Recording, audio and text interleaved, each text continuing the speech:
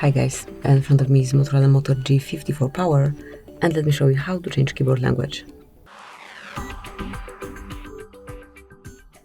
First of all, open new message or any other area where you've got access to your keypad.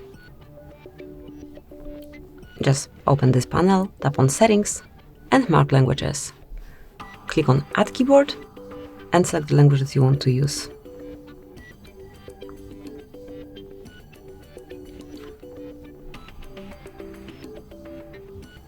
Tap on Done, and now you can stay with both languages, or you can remove some unnecessary one, but at first let me show you how it works with 2 or more languages. So let's go back, and as you can see now you've got a word icon here, and by tapping on it you can switch between languages. Just switch your language over here and write in preferred one. So this is it. Then if you want to remove and have one language only, mark Settings again, go to Languages, mark Edit, remove unnecessary language, go back, and as you can see there is no longer word icon, so you can stay with this particular language only.